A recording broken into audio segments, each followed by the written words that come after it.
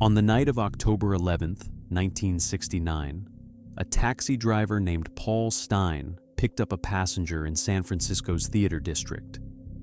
Within minutes, he would be shot in the back of the head at point-blank range. His killer would tear a piece of his blood-stained shirt, walk calmly into the night, and vanish into history as one of America's most infamous, unidentified murderers. The killer had already claimed 4 lives across Northern California. But what made him different, what transformed him from murderer to legend, was what came next. Days after Stine's death, 3 San Francisco newspapers received letters. Each contained a swatch of the victim's shirt and a promise.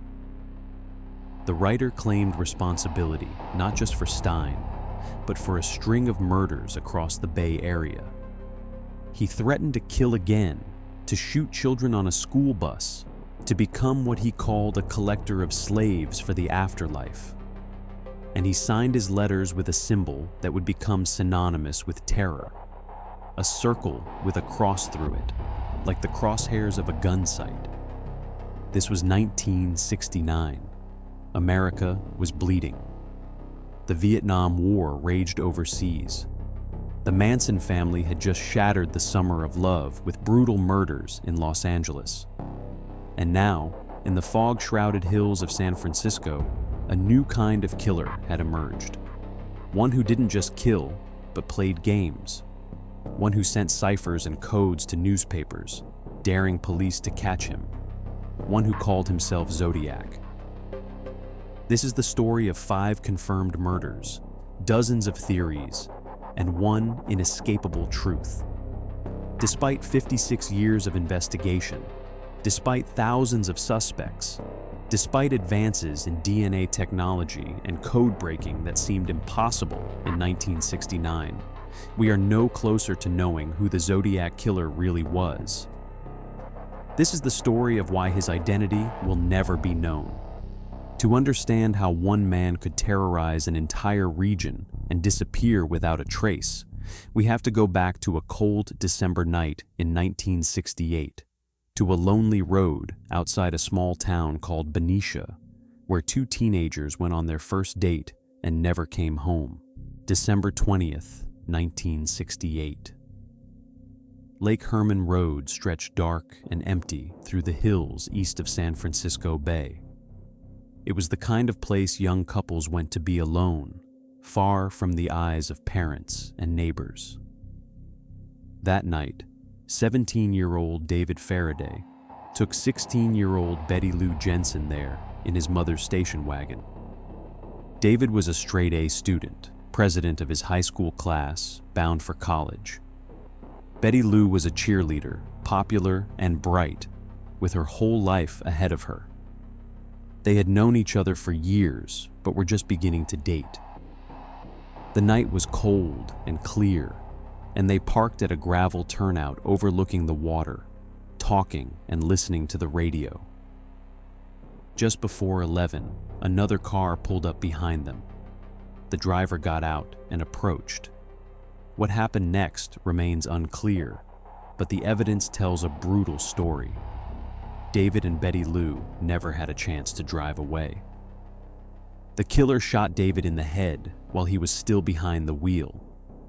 Betty Lou managed to get out of the car and run, but she made it only 28 feet before the killer shot her 5 times in the back. A passing motorist discovered their bodies around 11:15. Police arrived to find a scene of calculated violence. The killer had used a .22 caliber weapon, likely a semi-automatic pistol. He had fired from close range with precision. There were no signs of robbery, no evidence of sexual assault. The motive, if there was one, remained a mystery. Investigators from the Solano County Sheriff's Department worked the case for months. They had tire tracks, spent shell casings, and a general description from a witness who had seen a car near the scene. But they had no suspect, no clear motive, and no breaks in the case. David and Betty Lou became 2 more names in California's growing list of unsolved murders. Their families buried them before Christmas. Their killer walked free. For 7 months, the case went cold. Then, in the early morning darkness of July 5th, 1969, he struck again. Blue Rock Springs Park in Vallejo sat quiet at midnight on the 4th of July, 1969. The fireworks had ended hours earlier, and most families had gone home. But 22-year-old Darlene Ferrin and her 19-year-old companion, Michael Mageau, remained, parked in Darlene's Corvair in the empty lot. Darlene worked as a waitress and was married with a young daughter, though her marriage was troubled. Michael was a recent acquaintance. They were simply talking when another vehicle pulled into the lot, circled around them once, then left. Minutes later, it returned. The driver parked directly behind them and approached with a bright flashlight. Michael assumed it was a police officer. Without warning, the man opened fire. He shot Michael in the face and neck. He shot Darlene multiple times. Then, as Michael later testified, the killer walked back to his car, returned, and fired several more rounds into both victims before driving away. Michael survived, though badly wounded. Darlene died at the hospital less than 2 hours later. But this time, something was different. This time, the killer wanted credit for his work. Within 40 minutes of the shooting, a man called the Vallejo Police Department from a payphone. His voice was calm, almost mechanical. He reported the location of the shooting on Columbus Parkway. Then he said something that changed everything. He claimed responsibility not just for tonight's attack, but for the murders of David Faraday and Betty Lou Jensen 7 months earlier on Lake Herman Road. The call lasted less than a minute. Police traced it to a payphone outside a car wash, but by the time officers arrived, the caller was gone. Investigators now knew they were dealing with someone who had killed at least 3 times, who was comfortable with violence, and who wanted recognition for his crimes. 3 weeks later, on August 1st, 1969, 3 Bay Area newspapers received nearly identical letters. Each letter contained 1/3 of a strange cipher, 408 symbols arranged in rows. The writer claimed to be the killer from Lake Herman Road and Blue Rock Springs. He demanded that the newspapers print the ciphers on their front pages within a specific time frame, or he would go on a killing rampage through the coming weekend. The letters contained details about the crimes that only the killer could know. The number of shots fired, the type of ammunition used, the position of the bodies. Police had no choice but to take the threat seriously. The newspapers published the ciphers as demanded. 1 week later, on August 8th, a high school teacher named Donald Hardin and his wife Betty cracked the code. The message was chilling, but revealed nothing useful. The killer wrote about enjoying murder more than hunting wild game, about collecting slaves for the afterlife, about not revealing his name. The cipher confirmed that one person was responsible for both attacks, but it brought investigators no closer to his identity. Then came the letter that gave him his name. On August 4th, the San Francisco Examiner received a new message that began with 4 words that would echo through history. This is the Zodiac speaking. September 27th, 1969. Lake Berryessa, a reservoir in Napa County about 70 miles north of San Francisco, offered miles of quiet shoreline, perfect for hiking and picnicking. College students Brian Hartnell and Cecilia Shepard spent that afternoon relaxing near the water, enjoying the late summer weather. Around 4:30 in the afternoon, they noticed a man watching them from across a field. He disappeared into the trees, then emerged minutes later wearing a bizarre costume. He had fashioned a hood over his head with a white circle and crosshair symbol painted on the front, the same symbol that had appeared in the Zodiac letters.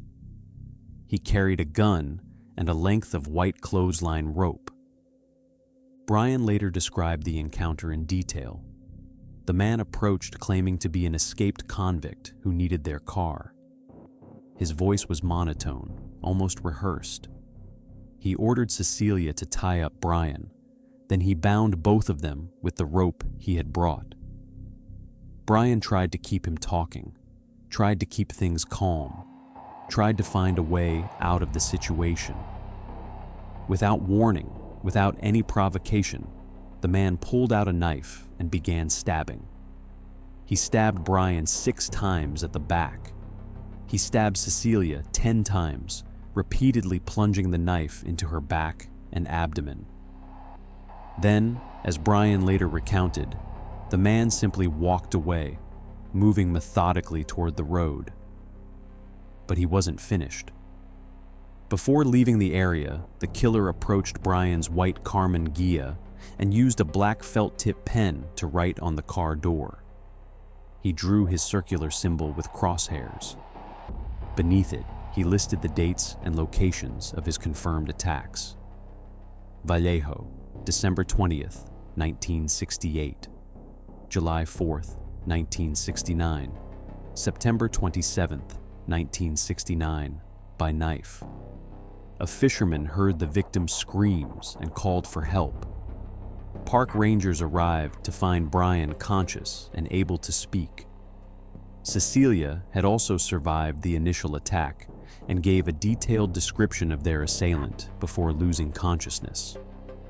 She described him as a white male, approximately 5 feet 8 inches to 6 feet tall, with a heavy build and dark brown hair.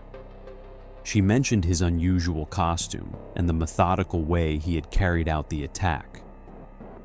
Brian survived his wounds.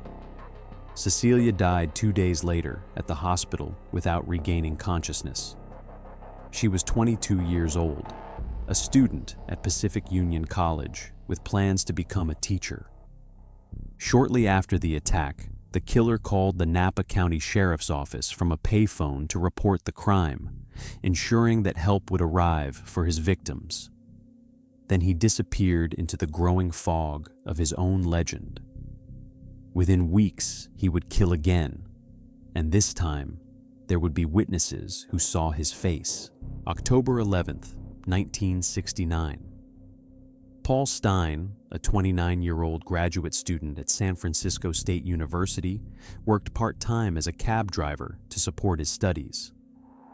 That Saturday evening, he picked up a passenger in the downtown area who requested a ride to the Presidio Heights neighborhood. At approximately 9:45, the passenger shot Stine once in the right side of the head. The killer then tore a large piece from Stine's blood-stained shirt, took his wallet and keys, and exited the cab. He was seen by multiple witnesses, including teenagers who watched from a nearby window and called police. Officers arrived within minutes, but a critical error in the police radio transmission described the suspect as a black male, when witnesses had clearly seen a white man. Patrol officers Don Fook and Eric Zelms actually passed a heavy-set white man walking away from the scene on Jackson Street. The man was calm, his hands in his pockets, moving at a normal pace. Only later, when the radio description was corrected, did the officers realize they had likely encountered the killer. The witnesses provided enough detail for police to create a composite sketch. The Zodiac was described as a white male in his late 20s to early 40s, stocky build, approximately 5 feet 8 to 5 feet 10 inches tall, with short brown hair and possibly glasses. The sketch was circulated throughout the Bay Area, appearing in newspapers and on television broadcasts. 3 days later, the San Francisco Chronicle received a letter containing a swatch of Paul Stine's shirt and a detailed account of the murder that only the killer could have known.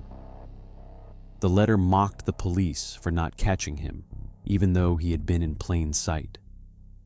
The Zodiac claimed that the two officers had stopped and talked to him, though this detail was never confirmed. More letters followed throughout late 1969 and into 1970. Some contained additional ciphers. Some included threats of bombings or mass shootings. One particularly disturbing letter threatened to shoot children on a school bus, describing in detail how he would shoot out the tires and pick off the survivors as they emerged. Police took the threat seriously enough to provide protection for school buses across the region, but the promised attack never materialized. In November of 1969, the Zodiac sent his most challenging cipher yet. The so-called 340 cipher contained 340 characters arranged in a complex pattern. Unlike the 408 cipher, which had been cracked in days, this one would remain unsolved for 51 years. Meanwhile, investigators pursued thousands of leads. They interviewed suspects, analyzed handwriting samples, compared fingerprints from the Stine cab to every viable candidate. The case drew resources from multiple law enforcement agencies: the San Francisco Police Department, Vallejo PD, Napa County Sheriff, Solano County Sheriff, the California Department of Justice, and the FBI all worked various aspects of the investigation. One name kept surfacing: Arthur Lee Allen, a former elementary school teacher from Vallejo, first came to police attention in October of 1969 when a friend reported disturbing conversations they had shared. Allen had allegedly talked about hunting people, about wanting to call himself Zodiac, about taunting police with letters. He wore a Zodiac brand wristwatch with the same crosshair symbol that appeared in the killer's letters. Police interviewed Allen multiple times over the years. In 1991, surviving victim Michael Majot identified Allen from a photo lineup as the man who shot him and Darlene Ferrin at Blue Rock Springs. Investigators executed search warrants at Allen's home, seizing weapons, writings, and other evidence. The circumstantial case against him seemed overwhelming, but the physical evidence never matched. Allen's fingerprints did not match partial prints found in Paul Stine's cab. His handwriting, according to multiple experts, bore no resemblance to the distinctive printing in the Zodiac letters. His DNA, extracted from sealed envelopes years later, did not match DNA found on the stamps of Zodiac letters. Every time investigators thought they had their man, the forensic evidence pushed them back to square one. Arthur Lee Allen died of a heart attack on August 26, 1992. He was 58 years old. He maintained his innocence until the end. The Zodiac case remained open. The letters stopped coming after 1974. The last confirmed Zodiac communication was a letter to the San Francisco Chronicle in which he claimed 37 victims total. Police could only confirm 5 deaths directly linked to the Zodiac, with 2 survivors.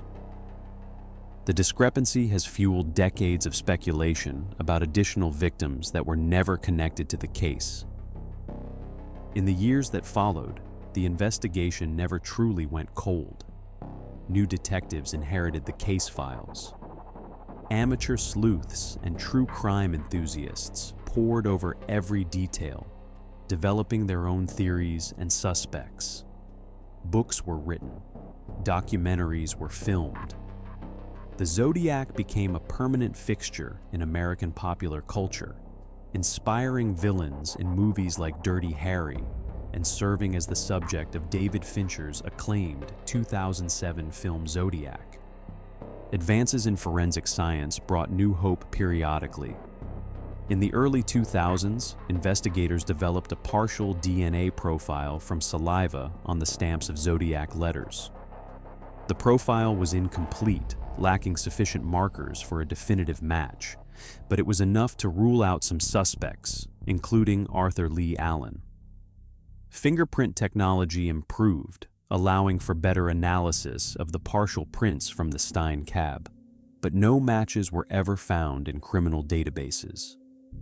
Then, in December of 2020, something remarkable happened. An international team of 3 amateur codebreakers, working independently during the COVID-19 lockdowns, finally cracked the 340 cipher. David Oranchak, a software developer from Virginia, Sam Blake, a mathematician from Australia, and Jarl van Eyck, a programmer from Belgium, used sophisticated computer analysis to decode the message that had stumped experts for over half a century. The decoded message read, in part, "I hope you are having lots of fun in trying to catch me." That wasn't me on the TV show, which brings up a point about me. I am not afraid of the gas chamber, because it will send me to paradise all the sooner, because I now have enough slaves to work for me. The message referenced a caller to a San Francisco television show who had claimed to be the Zodiac just 2 weeks before the cipher was mailed. A caller police had ruled out as a hoax. The solution was verified by the FBI, but it brought investigators no closer to identifying the killer. The cipher revealed his mindset, his arrogance, his bizarre philosophy about death and slavery in the afterlife. But it contained no name, no confession, no useful lead. It was one more taunt from beyond the grave of time. Other suspects have emerged over the decades. Earl Van Best Jr., identified by his own son in a 2014 book. Gary Francis Post, named by a group called the Case Breakers in 2021. Lawrence Kane, Richard Gaikowski, Ross Sullivan. Each new suspect generates headlines, renewed interest, vigorous debate among researchers. Each time, the hard evidence fails to support a definitive conclusion. The fundamental problem remains unchanged.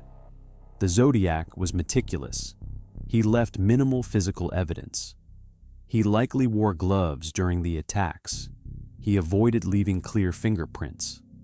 The partial DNA profile from the letter stamps may not even be his, could have come from postal workers or newspaper employees who handled the mail. The handwriting samples could have been disguised.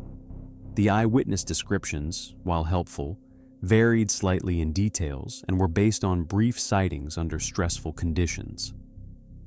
In 2024, a Netflix documentary series titled "This is the Zodiac Speaking" featured members of the Seawater family, who had known Arthur Lee Allen in the 1960s.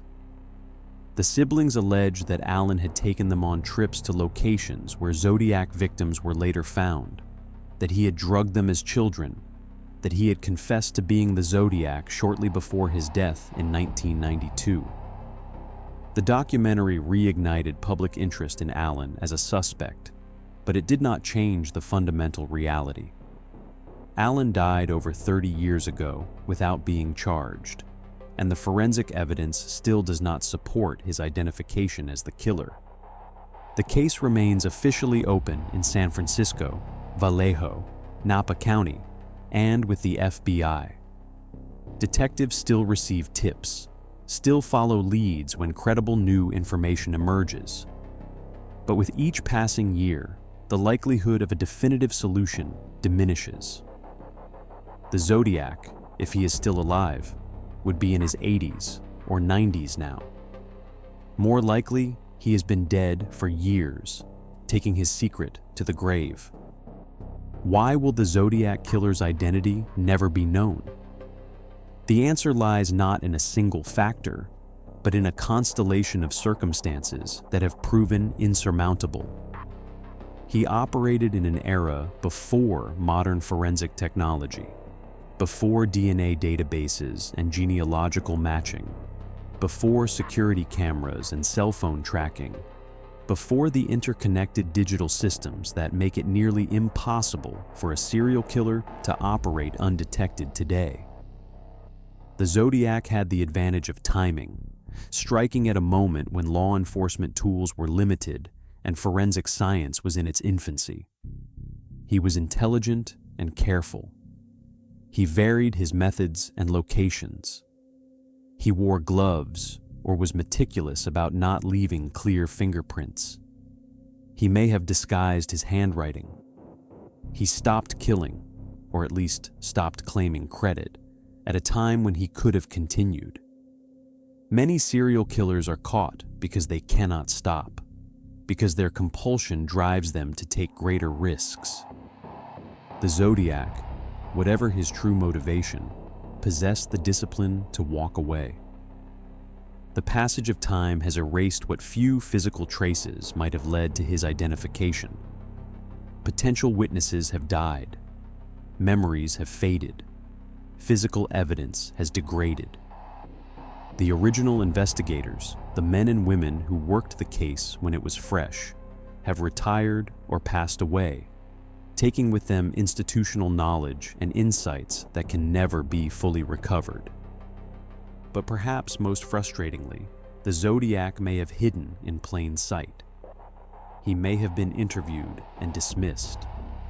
He may have been in the database of suspects that grew to include over 2,500 names. He may have died years ago, his death noted in some newspaper obituary, his connection to the crimes never suspected by those who knew him. Behind the mystery and the endless speculation, we must remember the human cost. David Faraday was 17. Betty Lou Jensen was 16. Darlene Ferrin was 22. Cecilia Shepard was 22. Paul Stine was 29. They had families who loved them, dreams that will never be realized, lives cut short by violence. Brian Hartnell and Michael Mageau survived, but carry the trauma of their experiences to this day. The families of the victims have lived with unanswered questions for over 5 decades. They have endured countless false leads, disappointing developments, the frustration of watching suspects emerge and fade without resolution. For them, the Zodiac is not a fascinating puzzle or a subject of morbid entertainment. He is the person who destroyed their loved ones and was never held accountable. The case remains open because closure matters. Because even after 56 years, justice is still owed to those 5 victims and their families. Investigators continue to examine evidence with new technologies. The DNA profile, incomplete as it is, remains in the system. The ciphers are still being analyzed. The case files are still being reviewed. If there is even a remote chance of identifying the killer, law enforcement agencies have committed to pursuing it. But the realistic assessment, the one that investigators privately acknowledge, is that the Zodiac Killer will likely remain unidentified. The perfect storm of his intelligence, his caution, his timing, and the limitations of the era have created a mystery that may genuinely be unsolvable. Not every question has an answer. Not every case can be closed.